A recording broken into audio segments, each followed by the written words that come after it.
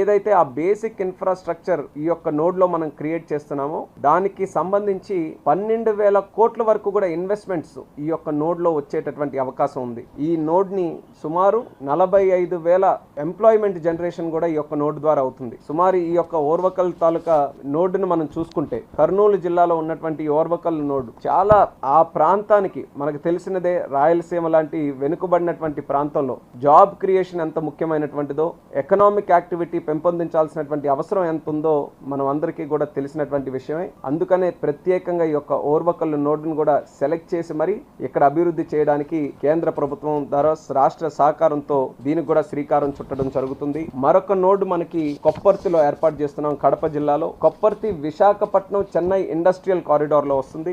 ఈ యొక్క నోడ్ కోసం సుమారు 2,595 ఎకరాలు దీనికి కూడా కేటాయించడం జరిగింది. మరి ఈ యొక్క కార్యక్రమం ద్వారా ఇక్కడ NICDIT ద్వారా సుమారు 2,137 కోట్ల రూపాయలు ఈ యొక్క కొప్పర్తి నోడ్ లో ప్రభుత్వం ఖర్చు పెట్టి అక్కడ ఇన్ఫ్రాస్ట్రక్చర్ అంతా కూడా చేయడం జరుగుతుంది. ఈ ఇన్ఫ్రాస్ట్రక్చర్ ద్వారా ఇక్కడ రావాల్సినటువంటి ఇండస్ట్రీస్ ఏదైతే మన కొప్పర్తి నోడ్ ఉందో అక్కడ renewable energy, engineering, chemical, metallic and non metallic, textile and auto components ఈ యొక్క మ్యానుఫ్యాక్చరింగ్ సెక్టర్ మీద దృష్టి పెట్టి ఇక్కడ ఈ 2,137 కోట్ల రూపాయలు అక్కడ కావాల్సినటువంటి బేసిక్ ఇన్ఫ్రాస్ట్రక్చర్ ఆ నోడ్ డెవలప్మెంట్ కోసం మనం పెడితే సుమారు 8,860 కోట్ల రూపాయల వరకు ఇన్వెస్ట్మెంట్స్ ఇక్కడ వచ్చేటటువంటి పరిస్థితి ఇక్కడ ఏర్పడుతుంది. అలాగే సుమారు 54,500 వరకు కూడా ఎంప్లాయ్మెంట్ జనరేషన్ ఈ యొక్క నోడ్ ద్వారా ఇక్కడ క్రియేట్ అవుతుంది. మనం చూసుకుంటే ఎప్పటి నుంచో ఈ కడప జిల్లా కానీ, కర్నూలు జిల్లా కానీ, రాయలసీమ జిల్లాలో గతంలో ఎన్నో సందర్భాల్లో దీని గురించి చర్చించుకున్నాం. అక్కడ చాలా పొటెన్షియల్ ఉంది.